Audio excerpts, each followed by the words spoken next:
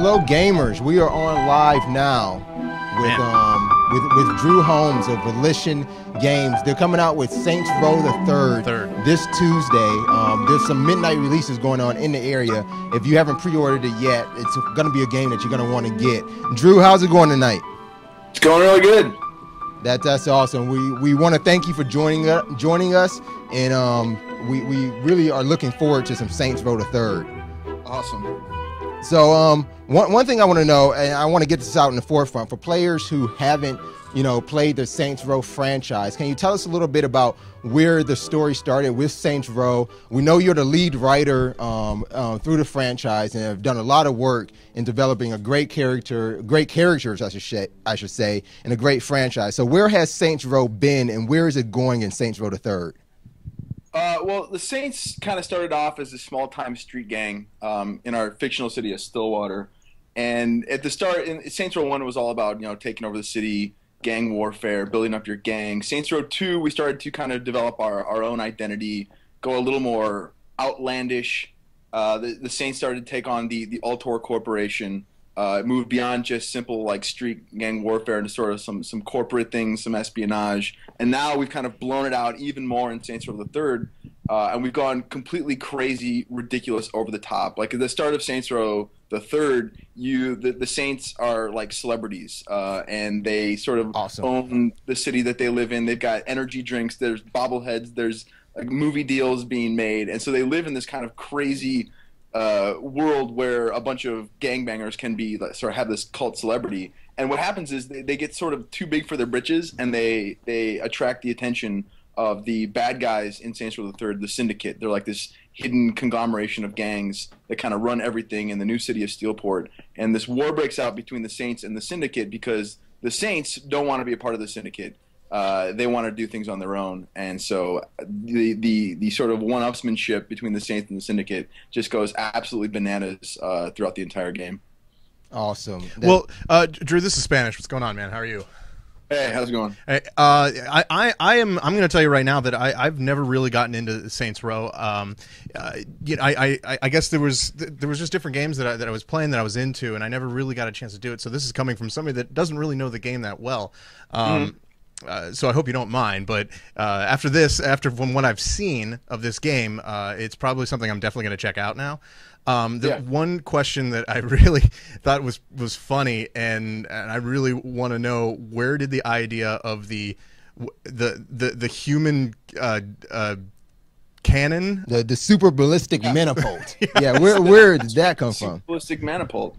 Yeah, The way we kind of work in the design process at Volition, especially on Saints Row, is it's kind of like, if anyone's familiar with improv and theater, it's just someone comes up with an idea, right, and you say yes, and you add something else crazy to it, and it sort of just kind of starts to snowball. So we had this character, Professor Genki, who's he's a part of one of the activities in the world. He's like this crazy Japanese game show host.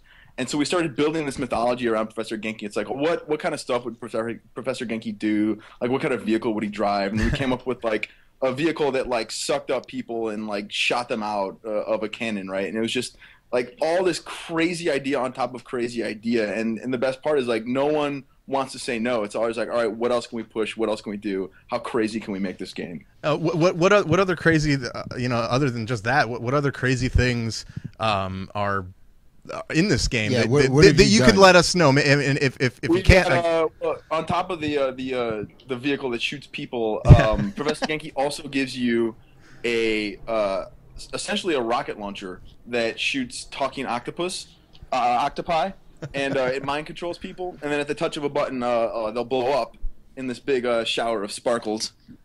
I love it. Shower of sparkles. Yeah, exactly. We've got all sorts of crazy and ridiculous weapons.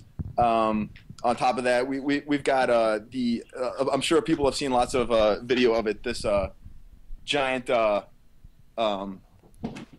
purple sex toy bat, I guess we would call it, floppy. We've got the Vtol. It's sort of like this vertical takeoff and landing jet. It turns from into a helicopter mode into a jet at the touch of a button. You can use microwave lasers and heat-seeking rockets to just destroy the world. It's basically all the crazy, ridiculous things that you've always wanted to do in an open-world game. That's what we're giving you to play around it sounds like it. I really want to be a fly on the wall in one of these meetings. Yeah. Where can we find some behind-the-scenes footage? Yeah, really. We can't release any of that. I think we'd probably go to jail. Yeah, that's fair. We want to know too. We've seen some videos on the interwebs and also on your website over at VolitionInc.com, and we know there's zombies in the game. Can you tell us where this inspiration has come from to make sure you've given those zombie lovers what they want and still stay Saints Row? I think how the zombies show up in the game, it actually makes sense within the context of the storyline, believe it or not. But it's just, we kind of want to take all the tropes in video games and toss them in and see if we can make them work. And I think we've done a pretty good job of it. Yeah, I like seeing that you can ride with your zombie. Yeah. You can hang really out fun with part them. of the game there. That's for sure. That's the awesome part. I think our resident gamer Link has a question for you, Drew. Hey, how's it going, man? I'm not really all that familiar with the game, a lot like Spanish, but I love the idea of them like going against a large corporation and eventually going out and franchising and merchandising. And I wonder, in the next game, is there any possibility that the Saints are gonna like run for Congress? Yeah, I think when we talk about like the Saints Row as like a franchise, like we're just kind of laying the groundwork for all sorts of crazy things that can happen in the future. Whatever that might be, whatever we come up with. Once we get this game out the door, who knows? But I think what you've seen with Saints Row the Third in terms of the crazy, over-the-top insanity, we're not gonna go in another direction. Like we're gonna continue to push that envelope. Okay, awesome. That's great to hear. Now you as the lead writer of Saints Row the Third, I have to ask this. This is now the Saints. Obviously, with this gangster mentality, they've come into this corporate world and they're more business-like. As a writer, what real-life events have you drawn upon to create a story like this, to have it go in this direction? Well, I think we have a writing team at Volition, and so the things that we kind of play around with each other, like toss ideas back and forth. I think the things that we really drew on for Saints Row the Third are. Kind of those crazy, insane movies like Crank, Shoot 'Em Up, Bad Boys 2. Those are the kind of things that we were kind of looking at in terms of theme that we really wanted to get across in Saints Row 3. All right, that's good to hear too. Now, one of we have some people in the chat room and they're listening along. One of our longtime listeners, Digital Twisted, he said that any game that has a big purple dildo as a weapon gets a thumbs up from me. Tell us about that weapon. Yes, the purple dildo weapon. Yes. Yeah, that kind of came about from some we're kind of deciding we needed like a.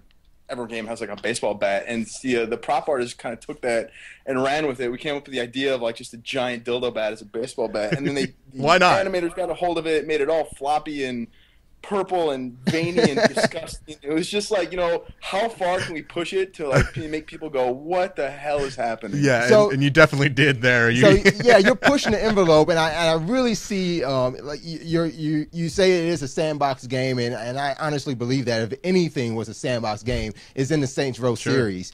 So again, you're pushing the envelope. What's the craziest thing that you could tell us without giving away the game? What's the craziest thing you have put into Saints Row the Third? I think the ending, both endings of the game, really two endings. It's as you get close to that ending of the game, like things are just going Spoiler. one after the other, one up in each other. Like I said, just to the crazy climactic sequence that ends the game. I think really pushes everything into this insane, over the top reality. Either way, there's just some craziness, huh? Yeah. All right, so you mentioned Professor Genki, and I always have loved the villains in the past Saints Row. What other villains have you put into Saints Row the Third, and what can you tell us about them? The gang leader villains. We've got Philippe Loren, who's sort of the leader of the syndicate. He heads up the Morningstar gang, and they kind of run the sex operations in Steelport. They're kind of like in charge of all the other gangs in the city. Okay. We've got Matt Miller. He leads the Deckers. They're sort of like these goth cyber hacker type of group. I don't know if people have seen some of the video we released with the Deckers. One of the missions where you go into cyberspace and fight them in virtual reality. Yeah, Oh, cool. I've seen that one. So Matt kind of like controls all the tech with the gang. And then the sort of leading all the muscle is Killbane. And he's the leader of the Luchador gang. Killbane's sort of like this roided up, crazy, like turn on you at the drop of a hat wrestler. He's kind of he's sort of like used to be big, like Hulk Hogan, like big, and now he's like kind of falling on hard times. So he's leading this gang. And that would he's still always be trying all to, of Hulk Hogan, right? back to the spotlight, right? And so he's hooked up with the Morning Star, and he's really the volatile one, the one you can't trust, and some of the stuff that happens in his storyline is pretty cool. All right, that's something that makes me want to play through it just so I can see the most insane point you've gotten to in Saints Row.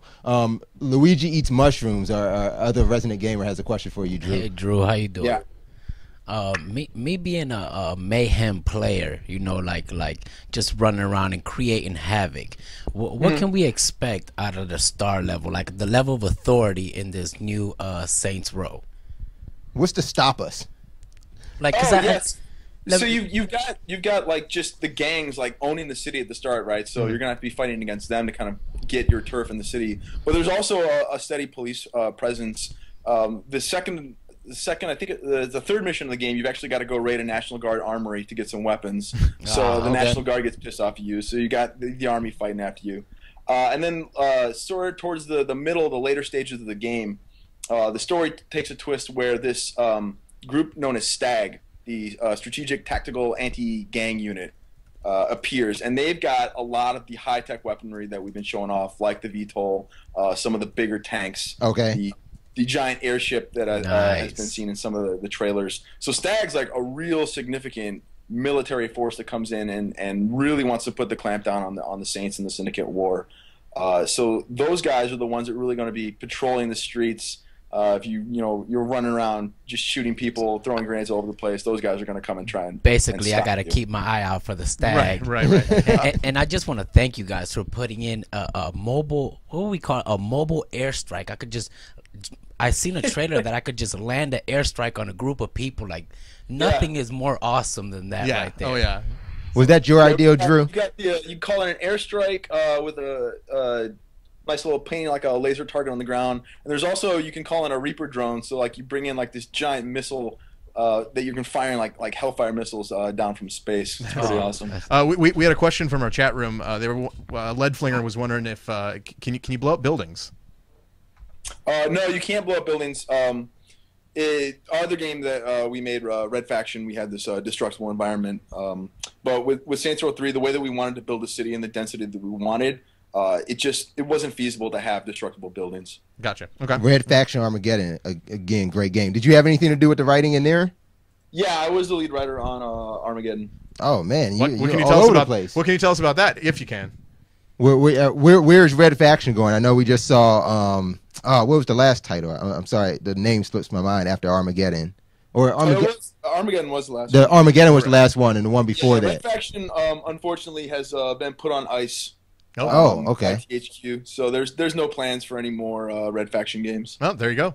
Well, that's big news though. So big news right here on One Life to Play. Hey everybody, we're joined by Drew Holmes with Volition. He's talking some Saints Row the Third with us and giving us some last minute details, some story details, and to look out for some big factions that you probably don't want to mess with, like Stag. So you're going to be able to get some of those weapons from Stag, I assume, right? Oh, absolutely. See, Okay. the thing about Saints Row is that we don't want you to sort of have to grind to like find a pistol and then get a shotgun. Like we want to give you as much awesome crap at the beginning of the game as possible. Awesome. So like that airstrike device, the Reaper drone we were talking about, like you're going to get that in like the third mission. You get the airstrike really soon. And all these vehicles, all these weapons that people are bringing against you, we're going to give players the opportunity to use them because ultimately that's what people want to screw around with in an open world game. That's what the game's about. Right. And exactly. I've got to say that I've always seen Saints Row as a GTA parody. And I like looking at it like that, because everything that I would want to do in GTA, I can do in Saints Row, and not necessarily have to focus on the story and just have a good time. How do you say we just saw a couple weeks ago the debut trailer for Grand Theft Auto 5. How do you say you guys at Volition and THQ are stacking the chips against a heavy hitter like that? We're not sure when we're going to see it, but I mean, you're coming out with this next week. We're going to have a good time with it, obviously, from what the sounds of it. But how does that stack the chips over against a game like Rockstar's GTA 5? You know, I think at this point we're really two very different games. I mean, when you look at the direction that they went with GTA 4, a much more serious narrative focus, and the same thing that we've seen from the trailer on 5. You know, they want to focus on telling a very serious story, and that's not our goal. I think what they do is fantastic, and I love those games, but I think we have a different identity now, where we kind of want to push the crazy, where they kind of are going in sort of an opposite direction. And so at least at this point, I think that it's a nice choice for players in terms of like what type of experience do I want to have with an open world game. Right, and I like, again, that you guys are pushing that envelope and making the craziness exist. So I mean, that's Red, or I'm sorry, I'm thinking Red Faction now. You got me on that game. I did not know you were involved in the writing of that story as well. But you're doing great work over there, Drew, at Volition. I wish you guys the best of luck in your release. We're definitely going to check it out here, and we hope you come back on the show later when we see some DLC for Saints Row the Third. Absolutely. All right, that's great. Thank you so much for joining us, and we'll talk to you later, Drew. Awesome. Thanks, man. Take it Thank easy. you. Thank you.